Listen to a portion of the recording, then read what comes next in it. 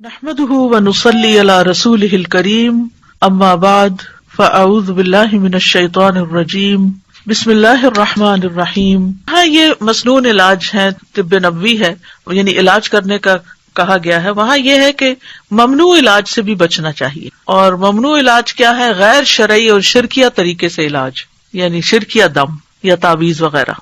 عبداللہ بن مسعود اپنی بیوی کے پاس داخل ہوئے تو دیکھا کہ اس نے خسرہ کی بیماری کی وجہ سے تعویذ پہنا ہوا تھا. ان کی وائف نے تعویذ لٹکایا ہوا تھا خسرہ کی بیماری سے نکلنے کے لیے. تو آپ نے اسے سختی سے کاٹ دیا اور کہا بے شک عبداللہ کی آل شرک سے بیزار ہے. اور کہا ہم نے رسول اللہ صلی اللہ علیہ وسلم سے یہ بات بھی یاد کی ہے کہ بلا شبہ جھاڑ پھونک، تعویذ اور حب کے اعمال شرک ہیں. یہاں پر اس کا یہ مطلب نہیں کہ دم کرنا منع ہے یا رقیہ منع ہے، شرکیہ جھاڑ پھونک منع ہے. یعنی ان الرقا والتمائم والطولہ شرکن، یعنی اس سے مراد وہ کلمات ہیں جو حرام ہیں، لیکن دوسری طرف جائز اور شرعی دم بھی ہیں. عوف بن مالک کہتے ہیں ہم زمانے جاہلیت میں دم کیا کرتے تھے. ہم نے عرض کیا اللہ کے رسول اس کے بارے میں آپ کا کیا خیال ہے؟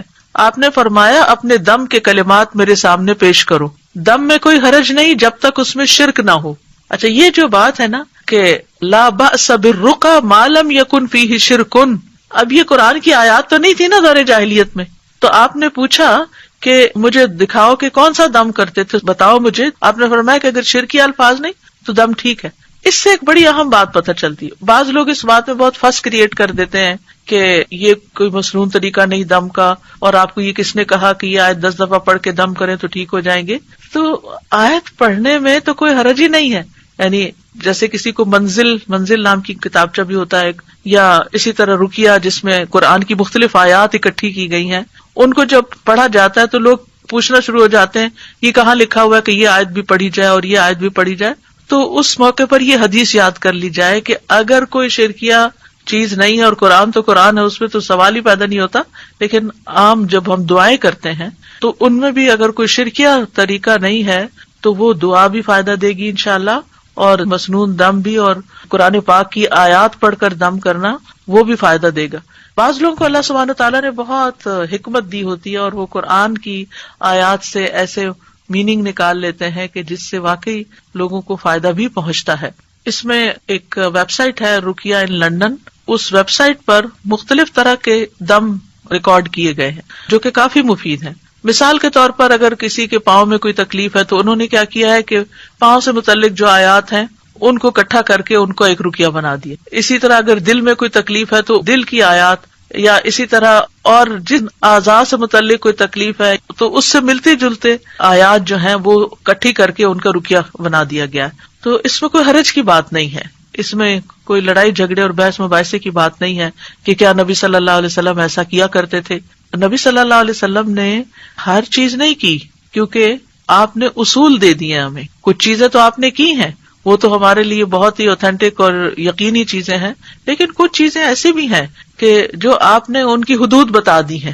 جیسے اس حدیث میں حد بتا دی کہ تم میرے سامنے اپنے دم کے کلمات پیش کرو، یعنی وہ دم جو دور جاہلیت میں تم کرتے تھے، اگر وہ فائدہ مند تھا تمہارے لیے تو آج بھی اس کو استعمال کر سکتے ہو. فرمایا کہ دم میں کوئی حرج نہیں جب تک اس میں شرک نہ ہو. تو اگر شرک پر مبنی ہو یا ایسے الفاظ پر جو سمجھ نہ آ رہے ہوں، بعض لوگ تعویذ لکھے ہوئے ہوتے ہیں اور اس میں ایسے ایسے لفظ لکھے ہوتے ہیں کہ جو سمجھ ہی نہیں آتے، یا نمبرز لکھے ہوئے ہوتے ہیں، تو وہ استعمال نہیں کرنے چاہیے، کیونکہ ان کا نہیں پتا کہ اس میں شیطانوں کو پکارا گیا ہے یا نعوذ باللہ اللہ کے ساتھ کسی اور الہ کو پکارا گیا ہے. تو ایسی چیزوں سے انسان کو دور رہنا چاہیے. جہاں تک قرآن اور اذکار اور جائز دعاؤں کے ساتھ دم کرنا ہے تو ان میں کوئی حرج کی بات نہیں ہے. اور اسی طرح اللہ کے کلام، یعنی پچھلی ایک حدیث میں عبداللہ بن مسعود والی میں نے کہ جھاڑ پھونک منع ہے، لیکن اللہ کے کلام کے ساتھ پھونک مار کر دم کرنا جائز ہے. مثلا سورۃ فاتحہ پڑھ کر پھونک ماری جا سکتی ہے. رات کو سوتے وقت جب آپ آیت الکرسی پڑھتے ہیں تو چاروں کونوں میں آپ پھونک ماریں، وہ بھی ایک حفاظت کی چیز ہے. اسی طرح نبی صلی اللہ علیہ وسلم اپنے ہاتھوں میں معوذتین اور قل ھو اللہ پڑھ کر دم کرتے تھے، اور رات کو جہاں جہاں تک آپ کا ہاتھ جاتا تھا خود اپنے اوپر دم کرتے تھے اور اپنے آپ کو جھاڑتے تھے. حضرت عائشہ کہتی ہیں کہ نبی صلی اللہ علیہ وسلم اپنی مرض وفات میں خود پر معوذات پڑھ کر دم کرتے تھے. پھر جب آپ زیادہ بیمار ہو گئے تو میں یہ صورتیں پڑھ کر آپ کو دم کرتی تھی، اور برکت کے لیے آپ کا ہی ہاتھ آپ کے جسم پر پھیرتی تھی. یعنی اپنا ہاتھ نہیں پھیرتی تھی، آپ کا ہاتھ پھیرتی. تو اس سے پتہ چلتا ہے کہ ہاتھ پھیر کر جھاڑنا مریض کو اور دم کرنا جو ہے یہ جائز ہے. معمر کہتے ہیں میں نے امام زہری سے پوچھا کہ آپ صلی اللہ علیہ وسلم کس طرح دم کیا کرتے تھے.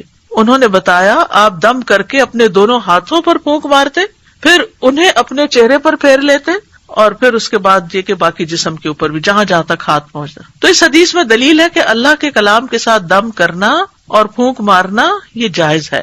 اور نووی کہتے ہیں کہ اس میں دلیل ہے کہ دم میں لعاب ملی پھونک مارنا مستحب ہے. اس کو جھاڑنا کہتے ہیں، یعنی اس طرح پھونک مارنا کے بیچ میں سے منہ سے ڈراپلیٹس بھی تھوڑی تھوڑی نکلیں. اور حب کے اعمال کیا ہوتے ہیں عبداللہ بن مسعود کی حدیث میں جس سے منع کیا گیا ہے، یہ اصل میں جادو کی ایک قسم ہوتی ہے. اس کے ذریعے سے عورت کو اپنے شوہر کا محبوب بنایا جاتا ہے یا شوہر کو اپنی بیوی کا محبوب بنایا جاتا ہے. تو یہ درست نہیں ہے. یعنی ایسے کوئی کلام لینا یا ایسی چیزیں لینا کہ جس سے اس طرح کی چیز کی جائے کہ شوہر کی ساری توجہ میری طرف ہو جائے، جیسے سوکنے وغیرہ ہوتی ہیں یا اور، تو یہ طریقہ درست نہیں. رسول اللہ صلی اللہ علیہ وسلم نے فرمایا جس نے حرام چیز کے ساتھ علاج کیا اللہ اس کے لیے اس میں شفا نہیں بنائے گا. تو اس لیے شراب یا شراب سے بنی ہوئی چیزیں جو ہیں ان سے علاج نہیں کرنا چاہیے. حرام ادویات کا استعمال بھی نہیں ہونا چاہیے. آپ نے اس سے منع کیا ہے کہ وہ علاج نہیں بیماری ہے. یہ جو دم وغیرہ بتائے ہیں میں نے، اس کے لیے ویب سائٹ پر آن لائن آرڈرز پلیس کر سکتے ہیں. آیات شفا جو ہیں پرنٹڈ شکل میں موجود ہیں اور بک سٹور پر بھی موجود ہیں. تو جو لوگ آج کل بیماری کے لیے پریشان ہیں، اور ویسے بھی بیماری صرف آج کل ہی تو نہیں آئی، بیماری تو ہمیشہ ہی دنیا میں موجود رہی ہے، تو پریونٹیو میتھڈز بھی استعمال کرنے چاہیے. اور اس کے ساتھ اگر کوئی بیمار ہو جائے تو ان مصنون چیزوں سے علاج کرنا چاہیے. اور یہ مصنون چیزیں جو ہر گھر میں موجود ہونی چاہیے کہ تھوڑا سا بھی اگر بیماری کا آغاز ہوا ہے تو فوراً ہی اس کو پکڑ لیا جائے.